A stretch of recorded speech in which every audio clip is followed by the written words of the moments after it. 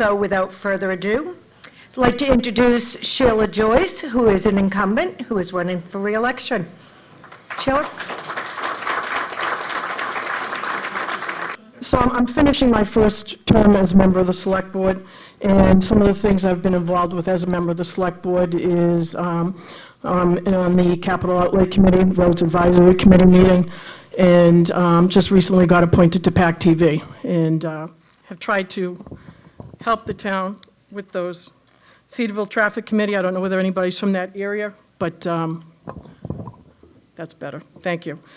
And I recently just finished, I worked with Patrick and a few other people on the PGDC Executive Director recruitment, which was a lot of fun. So prior to being a member of the Select Board, I was a town meeting member for a couple of terms. I was on the town's Finance Committee. And why do I want to serve again? Might say, gee, you know, what can you accomplish? I believe I can continue to attribute my business skills, my expertise, my logical common sense, and I think I have an ethical approach to things. But I'm also a realistic person. I know it's challenging to make choices and priorities one over another. Everyone can always use more staff, more resources, or better roads, as we all know. But one of the things that I think is very important that I don't think we do a very good job at across the town is we need to work better together. There's a lot of silos, and I'd like to try to break down those silos even more. It's natural for people to protect their little domains in their little worlds, but there's too many things going on to have that separation. Something that I'm helping in town right now is the IT department is conducting a strategic planning project, and my background is in healthcare IT, so I'm hoping that out of that, they've hired a consultant, we're working with them, that the town can better leverage the use of technology. I don't think the town does the best of jobs on that, and they are more than willing to admit that that's not their forte.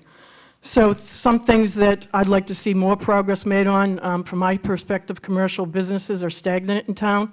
A couple of years ago, it was 736 businesses. Right now, it's 740, which really doesn't say much. The town's planning department got approval for another person a couple of weeks ago at town meeting, and hopefully that can make some progress. For those of you who live in town, I don't know whether you've heard about it, but we are quickly running out of our excess tax levy capacity. And right now, it's the lowest that it's been in 15 years. It's around $3 million. And we need to do better on that. Businesses, whether you live on the waste treatment plant or your business is on the waste treatment plant, we had a $40 million break. Right now, the town is in the process of deciding what they're going to do. Veolia's contract expires in 2021, and I'd like to have some input into that. The town is sending out a request for proposal, and in terms of what's the right way to go, does the town take it over?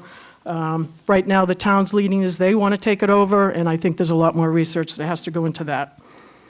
Other issues that you've heard about, we don't do the best of jobs on housing, affordable housing, workforce housing, and I think we have to do some partnerships, whether it's with a developer, whether it's with a vacant land to bring some people in. We know that the cost of housing in Plymouth has gone up tremendously, and we're having people move away. I take my responsibilities seriously as a board member, and I want to continue that approach. I do my homework on everything, and sometimes I drive people crazy with asking a lot of questions, but I feel as though it's my job to do that. So I would appreciate your support on May 18th. I'm number 2 on the ballot to help me get reelected. Thank you.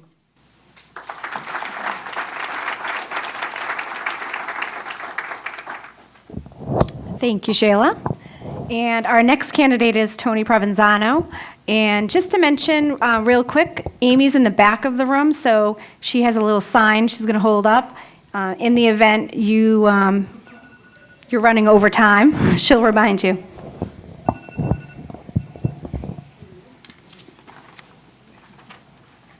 Thanks, Stacey. I'm really glad that you were the person coming to the microphone before I was and not Patrick. I was going to make a short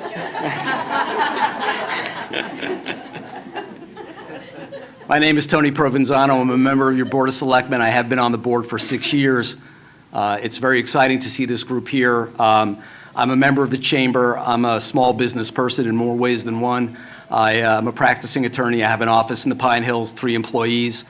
Right now, the national economy is doing very well. 3.2 growth in GDP, unemployment hovering around 3%, low inflation, interest rates that are moderate, and that's great. But we live in Plymouth, and we worry about Plymouth's economy. So what's happening in Plymouth's economy? Well, in a lot of ways, it's doing very well. Our unemployment locally is low. We have a strong employment base, but there are headwinds.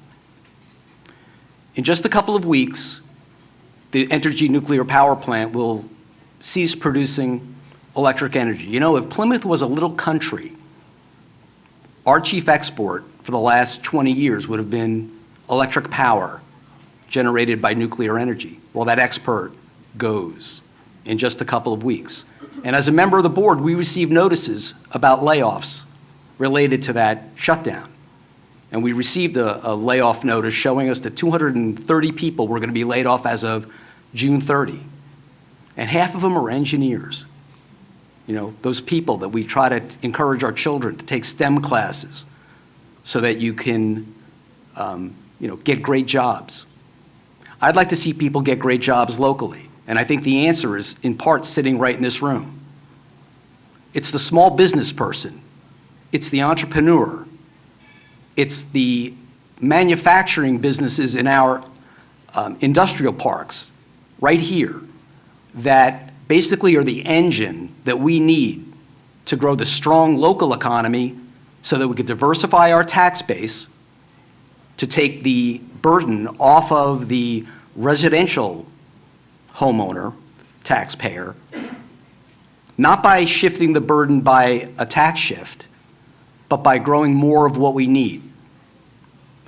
There's a manufacturing base in this town that I don't think people outside this room really are aware of. Pixley Richards, Flexo Concepts. Flexo Concepts won the U.S. Chamber of Commerce, the U.S. Commerce Department's Manufacturer of the Year in Massachusetts. I don't think that gets enough play locally. I think we need to take the folks that we have locally and let them grow their businesses in Plymouth. Expedited processing of permitting.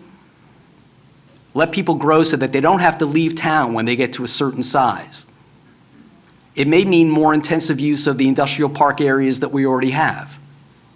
It may mean to some extent that we're going to grow some more industrial park area. We may have to get creative about things like Exit 5, where we thought that that was going to be a retail mecca 10 years ago. Well, it hasn't quite worked out that way. But we have a lot of commercial buildings there that maybe could be converted to more manufacturing if we just think outside the box. I want to be a part of that process. I'm a small business person. I understand where you folks are coming from. And I think it's important that we have at least somebody on the board who understands what it means to make a payroll. Thank you.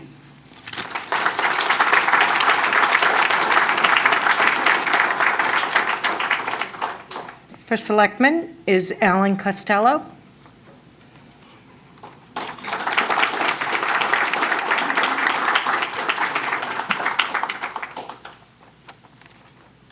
Thank you, Alan.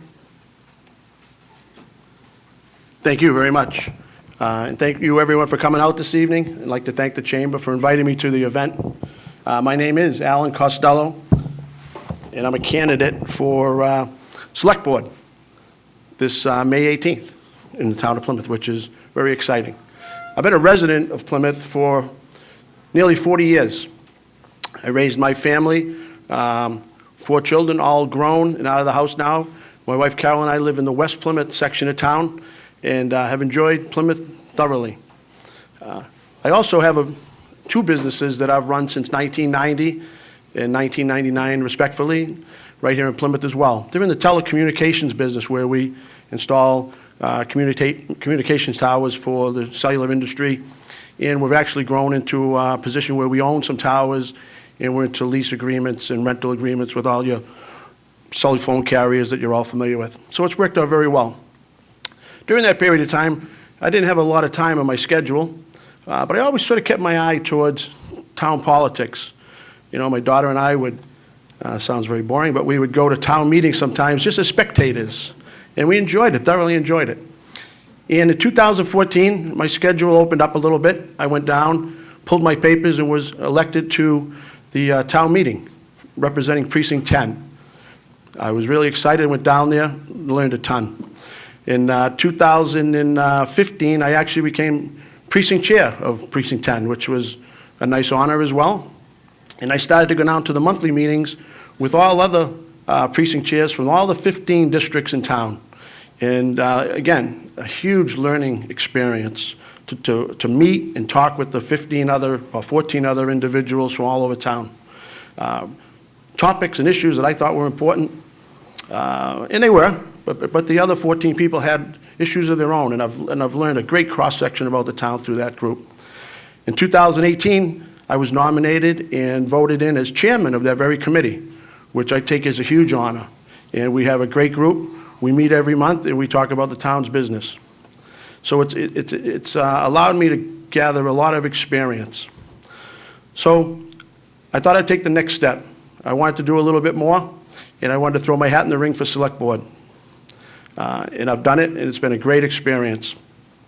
Some of the things I could do, I think, for the town, I have some business experience, but nowhere near the budget that the town has. It's a huge company in with itself. But I think I can help in a lot of respects. I've learned a lot. I've gone to a ton of meetings. I feel I gather the right information. I ask the questions respectfully, but I do ask the questions, and I think that's important in that arena when you get down to town hall. So how would I help the resident of town? The number one thing is I've crisscrossed town is taxes. Everyone, the very first thing they say is taxes, and it has become a problem. The budget has increased $13 million a year the last 2 years consecutively, and there's no sign that that's going to stop in the near future. The excess levy capacity that Sheila talked about is nearly exhausted. From 6 years ago, we had $9.3 million. This next budget, 2020, it's estimated at $1.8 million. And it won't take very much to go negative, and then we'll be talking about layoffs and overrides. Some very difficult decisions are on the very immediate horizon. So what would I do? I would hope to stabilize the taxes through some kind of responsible spending. The town has done a lot of projects in the last several years. To its credit, they've done a lot of nice things, but a lot of people are starting to pay for those niceties, and it's gotten very expensive for a lot of people in fixed income groups. The next thing is economic development. Single biggest thing is commercial. Now, I have a small business, and I work out of town most every day, so I don't see what goes on around town, and the town doesn't impact me day in and day out, how I run my business. But I would really dive into the commercial revenue side of business. We're sorely lacking. We're at 10, 11, 12%. We have to get that number up in the 30s. And whether it's working with the Economic Development Group or going to trade shows or soliciting, we have to do that. So the last thing I would say is infrastructure, whether it's building maintenance and or roads. For the people that live here today, the residents, the taxpayers today, we've got to do things for them right this second because it's an issue for them. So I'd really like your support May 18th, and I'm getting the stop sign, so thank you very much, and I appreciate your time. Thank you. Thank you, Alan. They were asking me to move in on you, so. Yeah. So next up is Patrick Flaherty. For putting this on, Chamber of Commerce, and a lot of familiar faces here, and I am a member of the board of the Chamber here, so I'm happy to see a lot of new people here as well that I haven't seen before at Chamber events. So my name is Patrick Flaherty. I'm running to be the next member of our Select Board, and I see the top priority for the Select Board in every year is to provide a safe environment for our ears and for all residents. But But it's really, I've seen how that tax rate has affected some of our residents, and specifically one of my clients who has lived in her home since the 80s here in Plymouth and is on a fixed income, is now struggling to afford to live in the town she loves because of rising taxes and other costs. And her story is not uncommon, and I believe it is the responsibility of our town government to provide a consistent and stable tax basis. We can't continue to rely on high taxes of property owners. We do need some visionary leadership to guide economic development. And so personally, I live near downtown with my wife Lindsay and our dog Sanka and our bunny Yule Bunner. And not only do my wife and I live here, but my parents live here, my coworkers, friends, live here. Plymouth is home. And so I am very tall also. I did play basketball at Brown University, and I feel very fortunate to have had that experience to be captain of my team. And after that, through my job, I worked for cities like Los Angeles, San Francisco, Atlanta, and Chicago, Somerville, and many other cities across the Midwest you never heard of. But my job was to lead teams to improve municipal operations.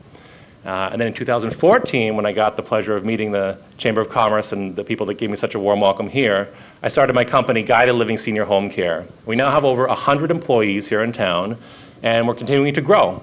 And what we do is we provide hands-on care to elders who need just a little bit of extra help, all the way to around-the-clock care. And I had the mission to create an organization that was run the way clients and families wanted.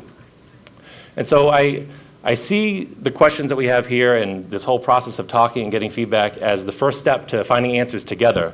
The Select Board works for all of you. This is your town, and I want to bring my skills as a leader to the Select Board to contribute to the solutions for these tough issues we have right now. Plymouth is a multi-million-dollar organization, and it will require visionary leadership. And I'm also a committed volunteer across many other groups in town, and there's a couple that are close to my heart is the Plymouth Rotary Club, which meets here noon on Mondays. Be my guest. And also the Plymouth Networking Group for Senior Services, which is very close to my heart, and they both provide service to residents in town in very important ways. And community service, for me, that is my way of stepping up to give back to town. And I see this board as a way to continue that sense of service because, for Plymouth to thrive, we do need visionary thinking and leadership and collaboration without ego, and really leaders who are going to stand for integrity and humility and character. And I will bring this to the Select Board and work for all of you here, for all the residents across town, for every business owner, even if they're not a resident, and all the employees as well. And the last few years, I've really come to appreciate the history of Plymouth, and we're really enjoying living here right now in this very exciting present. But I'm excited for the future of Plymouth. And so on May 18th, you have 2 votes. I'm asking for one of them. And if you'd like to find more info about me, you can go to patrick4plymouth.com, and you can find out some more specifics of where I stand on different issues. Thank you.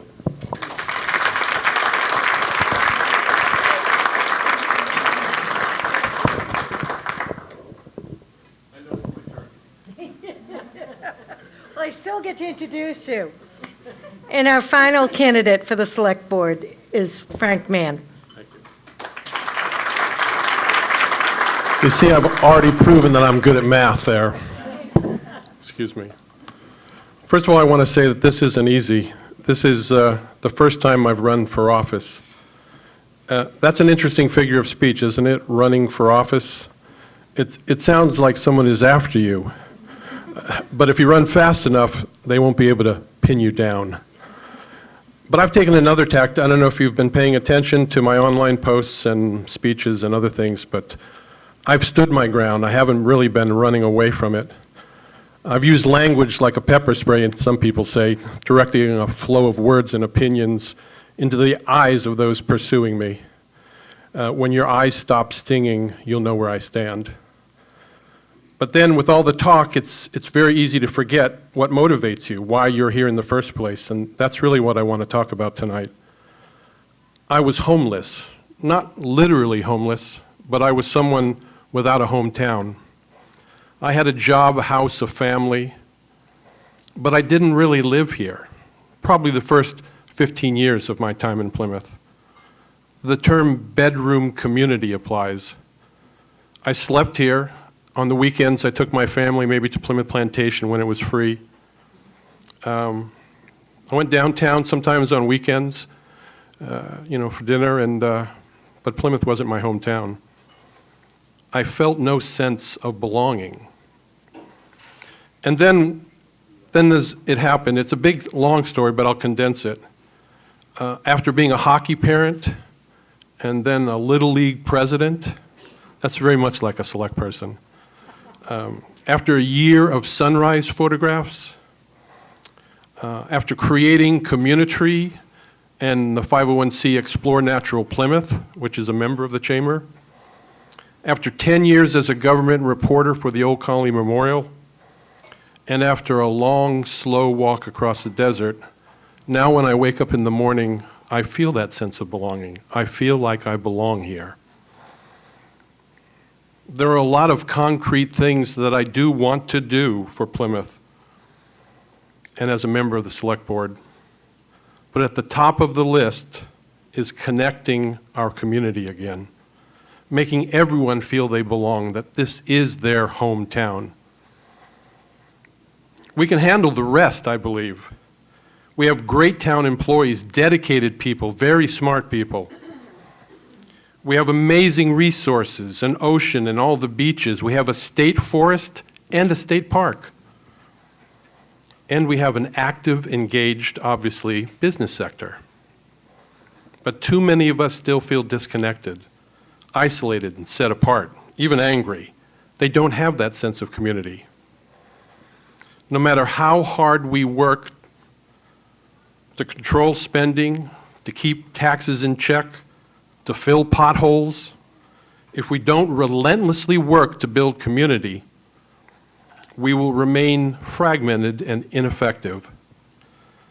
I have what I think are good ideas about affordable housing, attracting new industry, protecting our aquifer, responding to the loss of energy.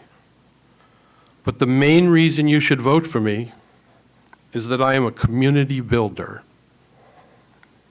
I am running for office, but I am already home. Thank you.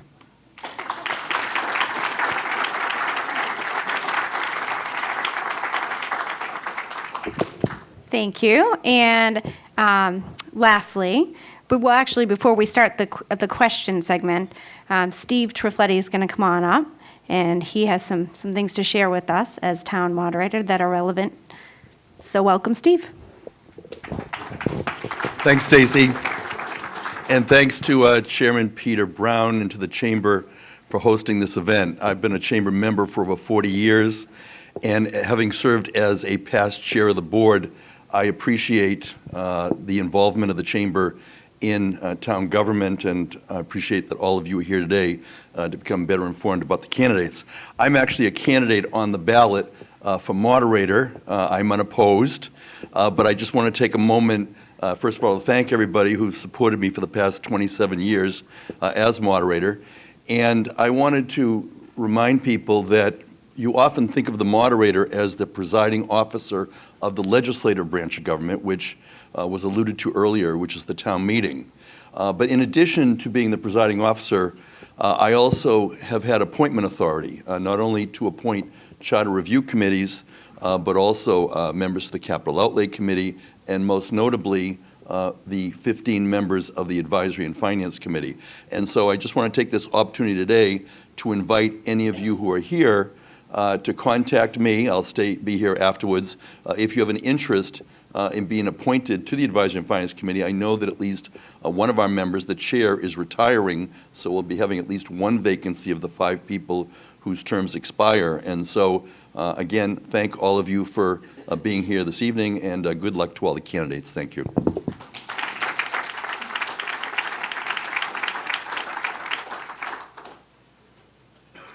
Thank you, Steve, for sharing that. If I could ask the candidates for the Select Board to join us back up here. They're all questions that were solicited from the community, so hopefully it will give us some more insight into the candidates. Patrick, how do you think we should attract non-retail business to town? And we're going to keep answers to minute to 2. Minute to 2. And is this a microphone situation? Microphone? Yes. Yeah, come on down. All right, thank you. So, okay, so non-retail business, yeah, and that's, I think there's opportunities to, one, you look outside at places that are doing it right in some regards, or have already laid the path. Non-retail business in retail areas is something that, say, for example, in Orlando, Exit 5, we have very similar situation. They took what was a supermarket and invited a call center that had 300 jobs that was put into that like strip mall that then revitalized and bolstered that whole area. I think it's thinking differently about the zoning process and what we can do to use the areas we already have and maybe be a little more creative with that structure. But also, non-retail jobs, I think it all bubbles up to quality of life because we all, and just anecdotally, talk to people. It's about getting a workforce that's here to take the jobs that we're putting out. And if you have centers of activity, like Cottage Park's a great example, where there's going to be housing as an anchor, it's going to bolster the whole economic area of North Plymouth. Companies that are looking from Boston to say Plymouth, Plimpton, Kingston, Pembroke, and they don't care where it goes, but if they see there's a rooted workforce in an interesting area where quality of life is important and there's people that are rooted and staying, that's the workforce that they're going to want to come and invest in the town that sees that as a priority. So quality of life affects all of us here, and I think that's the focus that we look on, and not as only as a chamber, but as a town, to attract those businesses and create that environment. Great, thank you. I think we'll have you swing down the end. Sheila can join us up here. This is a long one. The parking lot at Russell Street had parking for 70 cars. We've spent $6 million on a 2-level parking facility. Should town hall employees receive free parking at that lot? Other than weekends, we won't be gaining any parking spaces. So what should we do to control the parking at the Russell Street lot? A couple of months ago, I started going to PGDC meetings. They meet every other Wednesday night. Very informative. Plymouth has not solved the parking problem for 20, 30 years. There was supposed to be a very large bus terminal, parking garage, kind of in the Memorial Hall area. Do employees get free parking? Every place that I've worked, I've never got free parking. I know that the PGDC executive director, along with the committee, has tried to work with the downtown businesses to offer a attractive, very low, kind of a dollar a day type of employee parking. In terms of town hall employees, they parked on the street for over a year. I never heard any complaints from the residents, so my thought would be let them continue to park on the street, and maybe there's a different deal in the winter when there's challenges with snow plowing and streets are less less available in terms of parking. But $6 million for a parking deck of 2 floors, yeah, that was a lot of money, and the thing that bothered me was we already had 80 spots next to Memorial Hall, next to Burial Hill, and those extra spots were very expensive, which I was not in favor of. Thank you. Tony, for you, use of public space. How do you feel the community should be able to use public space for events at the town hall, front lawn, Brewster Gardens, etc.? Right now, it's extremely difficult for organizations with the outrageous fees. Events are great for the community and are great for economic drivers, so how should we make these changes? So it's a question of finite resources. There's public space, such as Memorial Hall, such as areas where we put it out to rent. And we have set a policy as a board not to waive fees for not-for-profits, largely because the number of not-for-profits that exist in this town is great to the point where we would have no revenue from these finite resources. The problem with a finite resource is if you can't give it to everybody, you either give it to nobody or you set a price. This is the property of the people. The front lawn, we set a policy that you can get permits to do an event on the front lawn. We set a policy that it would not be political. We don't want to see political rallies essentially on the front lawn. Other than that, I don't think the fees are terribly high. In any event. You'll check into it. I will check into it. I'll check in to see if the use of the front lawn is terribly exorbitant. I know it's Art Week, and we have a great thing going on there with Art Week activities that are happening all week throughout the town. So I think the use of public space is fair, and I'll leave it at that. Thank you, Tony. Frank, your question is, what do you think the biggest issue is facing the town of Plymouth, and how do you propose to correct or improve that? Big question. The biggest issue facing Plymouth, in some ways, I think it's one of identity.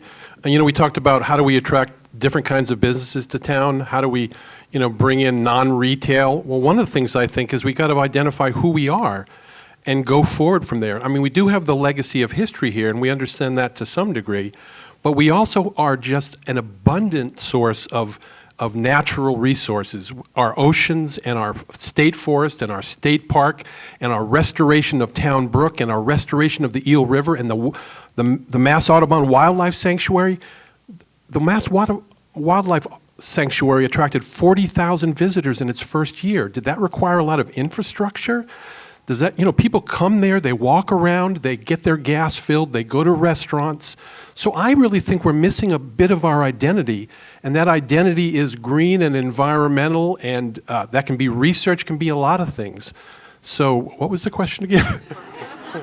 Oh, the biggest issue. So the biggest issue, if we want to go forward and attract new businesses and light industry, is to have an identity. I think we have it. Let's identify it, let's embrace it, and that would be very attractive, I think. Great. Thank you. And our next question, Alan. How do you feel is the current state of affordable housing in Plymouth? Are you satisfied with the current structure, and what would you do to change it? Affordable housing has been a huge issue in the last 6 months. I haven't been into any direct discussions about it, but as a town meeting member, the CPC has addressed it in the last 2 and 3 town meeting cycles. They've put together some units down in Manomet, some standalone units down on Bourne Road, I believe it was, or the end of Long Pond Road. I think it's a huge issue. Learning a little bit about it, I know that one of the major hurdles we have is that Plymouth is lumped in with the city of Boston in their their rental rates. So it really skews the number that an applicant would have to achieve here in Plymouth. I think it's in the $81,000 or $82,000 of annual income, far exceeding the actual annual income of a resident in Plymouth. So it makes it difficult to go through that process. Developers, and there's been a huge amount of residential development, as we're all probably aware of. And I know there's efforts to try to incorporate in all of these developments some affordable housing. I think it has to be dealt with by the planning board, the zoning board, and those projects, although good and a great idea, have to be vetted out, and the right location has to be picked in town so it works for everyone involved. Thank you. Thank you. Okay, we don't make up the questions. We just received all the questions. The current town manager was giving a 3-year contract with a $14,000 increase, putting her making close to the governor of Massachusetts. What are your thoughts on this, and do you feel the taxpayers should be able to weigh in on such a large increase? Oh, baby. Toss that bomb to you. So, okay, so now, for one, I have not been privy to the discussions or the negotiations or any of that, just like any other resident. However, looking at any organization, which I see Plymouth as a multi-million-dollar organization, that leadership starts from the top.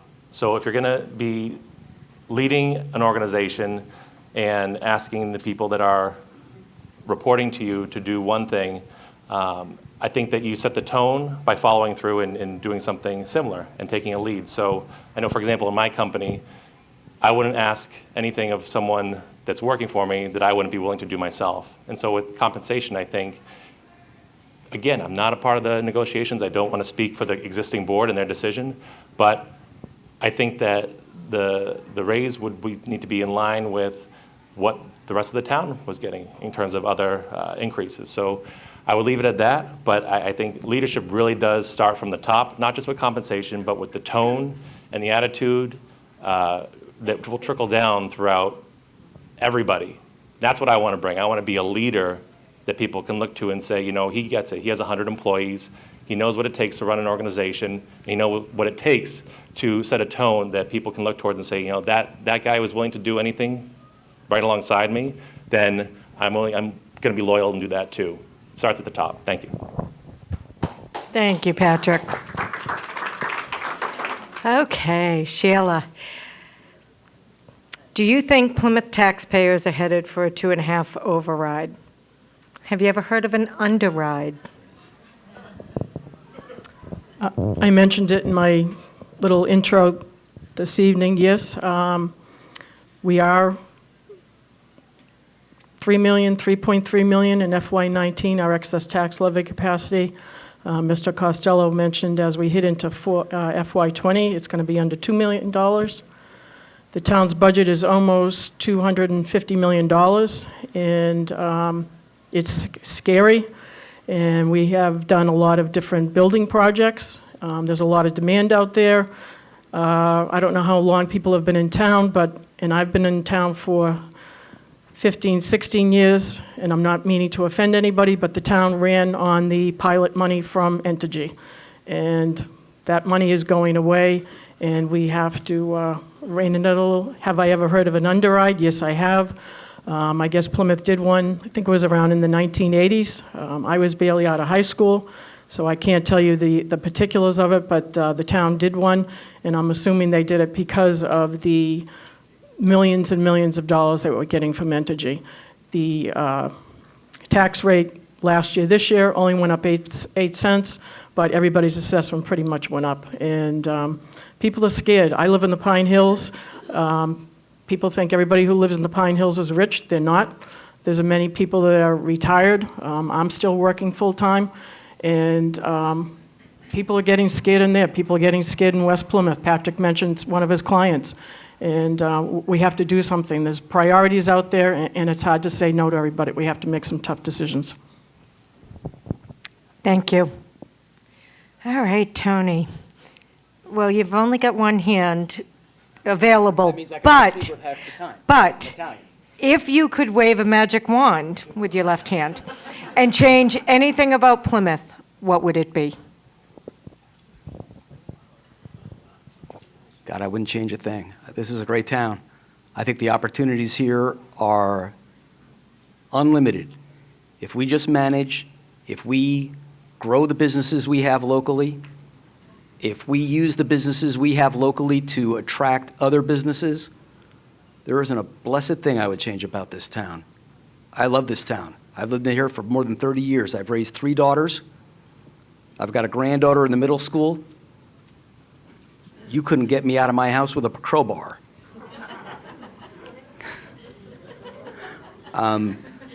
So I don't know what to tell you. I don't need a magic wand. I think Plymouth has the magic wand.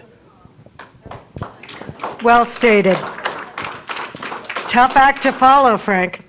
Moving quickly. Where do you feel there is economic growth in Plymouth?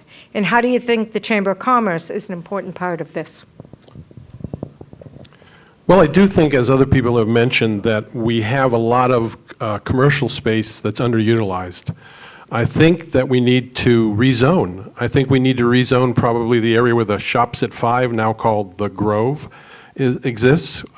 We could do some other rezoning. You know, I was thinking about that parcel where, is it Lucchetti's that sits on the hill over the industrial park in the WPLM? That looks like a very interesting site to me. But, you know, you start thinking this way as a candidate. But I think we need to consider rezoning and building the kind of housing that was spoke of and the kind of development you might see at Cottage Park, multi-level, multi-use, commercial and light industrial and residential workforce housing in areas that are presently being underutilized, and not necessarily expand into other areas that contribute to the quality of life and what we think of as Plymouth. Could you tell me the question again? I go on. Economic development and how the the chamber can Oh. assist with that. Well, clearly, as Tony was saying, the chamber has expertise in business, and they have people that we know, Tony knows specifically, that are award-winning, that are light industrial. So obviously, they should be surveyed, they should be brought into the process. I mean, one of the things I think the town doesn't do well enough is bringing the constituents into the process and getting their perspective on a regular basis. I mean, there's too much distrust of what that goes on in government, and part of the way forward is to make people first feel that they have access and then actually give them access. We haven't done a master plan in this town in 20 years. We looked like we were going to do an economic plan recently. It was called the RKG plan, and they did not request any constituent involvement, well, minimal, let's say. They didn't do surveys of the town, they didn't bring people in. So we've got to make that is really a key to moving forward on any level, whatever it might be, development or otherwise, that you make people feel that they're part of the process. Thank you. Good segue to why we're all here tonight, right? Is to be part of the process and hear what the issues are. Next question. What do you think the town should do to help our Main Street businesses?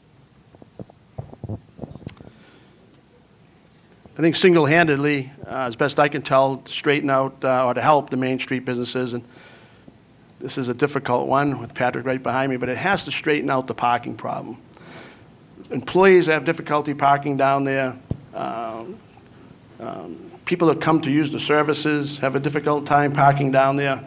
I know in just my own family, if we go downtown to have dinner or drinks or very minimal shopping, but some shopping.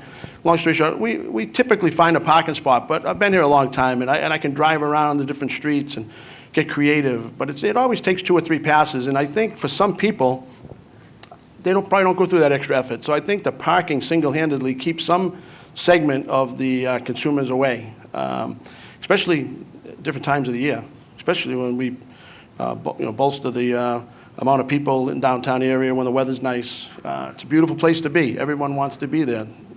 But you pay for it a little bit trying to figure out parking. So I would say single-handedly, the parking, whether it's permits or off-site parking lots, which I know aren't popular, something has to be done to finally put the parking issue to bed in the downtown area. Thank you. Thank you. Sarah and I agree. We got to fix it. Good. Agreement is a great thing. So our final question for Patrick, as we come to the third question for each candidate. Do you think the town should consider a split tax rate, and why?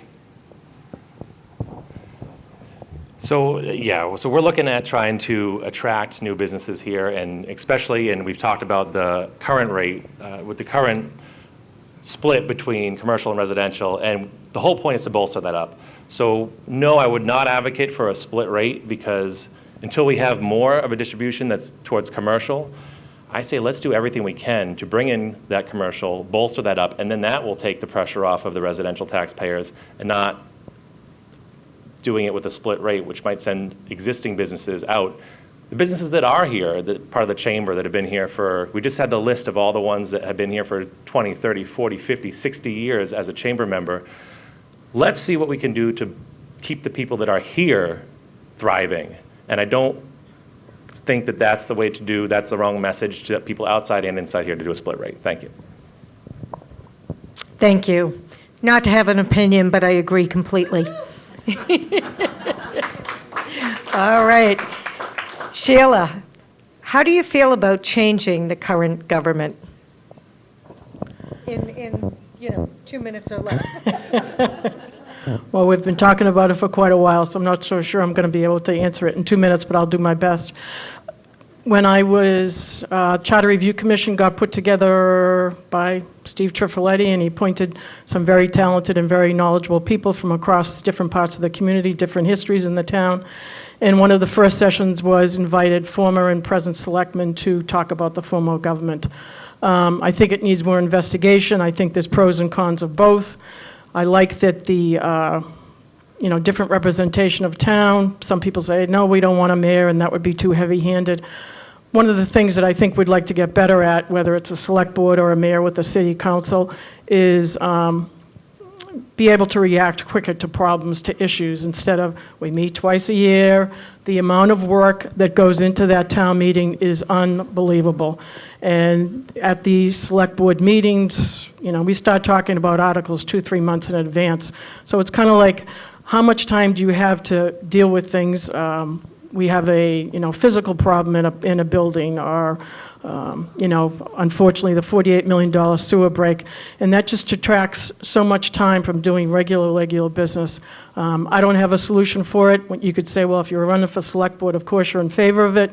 I go back and forth on what's the best. I think we need to get collaboration and input from different people. Talk to Braintree, talk to Quincy. They've both made the transition. When I went to a Mass Municipal meeting a couple of months ago, I spent a lot of time talking to someone from Braintree. They had, goods and bads about it. So not an easy question to answer in 2 minutes. Thank you. Thank you, Sheila. Okay, Tony, your final question. How do you think the town should make up the revenue loss from the closure of Entergy Power Plant? Well, in some ways, the town has already made up some of the loss of the Entergy Power Plant, and that is by the innovative zoning and the development at Pine Hills. Pine Hills has been the cushion that has allowed us to really transition from an operating nuclear power plant, which was paying $10 million plus into the coffers of the town. I've had the privilege to be a part of the negotiating team with Entergy as we negotiate the end of that pilot agreement. And my objective has always been to make sure that that pilot agreement doesn't fall off a cliff, but we've been successful to have it wind down. It's $6 million now. It's going to be nearly that much next year. Diversifying the economic base, which I've been talking about all evening, really is the answer. Shifting that burden onto the residential taxpayer is not the answer. So we have a challenge. If we take the percentage of our assessments that are commercial and tick it up 0.5% a year and do that over 10 years, you're getting there. It's not overnight. There's no silver bullet. There's no magic employer. Amazon is not coming. But you take what we have in this town and you grow it, and you'll make up the difference. Thank you. I'm going to keep this time. Oh, well, all right, let's make sure. You did not have the public space. No, I know who had the public space. We're repeating some questions. We got 14 and we have 15 to ask. How do you feel the community should be able to use public space for events at Town Hall, Brewster Gardens, et cetera? What would you do to change the policies of how public space is available? And I have witnessed over the last 10 years as a reporter for the Old Colony, them struggling with these issues. And, it is a finite resource, as Tony was saying. But, I'm an old hippie from way back, and I believe that these public spaces should be open whenever they can, as often as possible, and as inexpensively as possible. Brewster Gardens especially is a wonderful place for a lot of different types of things. I know the Chamber does a wonderful job when they have their events downtown and along the waterfront of really bringing people into town. And I think we just work on that model that they've provided. I know that they've now started running the, what's it called, the Barktoberfest, I believe. Bark in the Park at Nelson Beach, I believe. And that was considered controversial at first, but it's are the people responsible? Do you know, are these players that you know?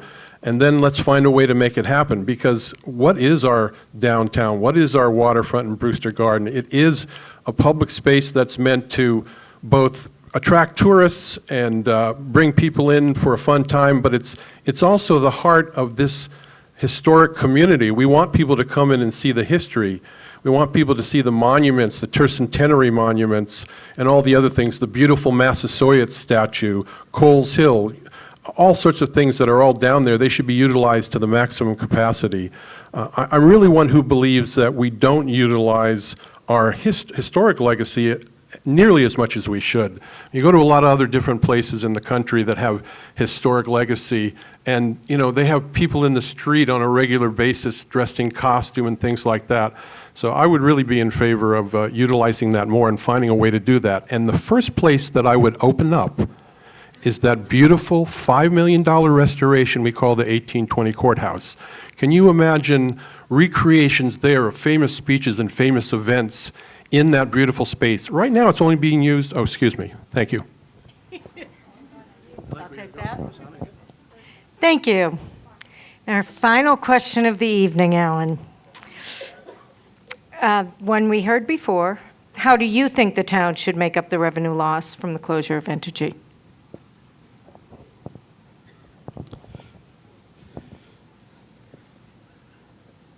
I guess we'll be talking about $6.5, maybe $7 million that will come off the budget, I guess. And that's going to go down probably $500,000 each year for the foreseeable future, depending on how long the pilot agreement hangs in there. So we're trying to make up, let's say, $7 million. It's not an easy task to find $7 million. We have to go back to what I suggested earlier in the platform. We have to really beat the bushes and turn over every rock. We have to get some commercial revenue in here, whether it's attending seminars and meetings, whether work with the economic development group, much more than we have in the past. Whatever we have to do, we have to crack that nut. We have to get commercial revenue in here to take the burden off the taxpayer. How are we going to do that? We're going to do that through planning, through rezoning existing areas. Another one, if you want to be specific, I think we really have to take advantage of the marijuana question. That's lingered here a little while. I think that should be put into play and start develop the host agreements with that and derive the tax revenue from that. I think we set up to do that. I think it's legal. I did not vote for it. However, it's sitting out there as a huge source of revenue in the future. So between that and commercial, I see that as the only way, really, try to overcome that $7 million. Thank you. Thank you. I'd like to thank all of the candidates for coming and speaking and answering these questions tonight. Our town moderator for getting everybody involved and discussing the opportunities, but most importantly, obviously the chamber, but all of you for coming and hearing more and wanting to learn more and giving these candidates the opportunity to tell us why we should be voting for them on May 18th. Is that correct? All right, all the candidates will be hanging around for the next 26 minutes. Please feel free to come and ask them questions. Thank you.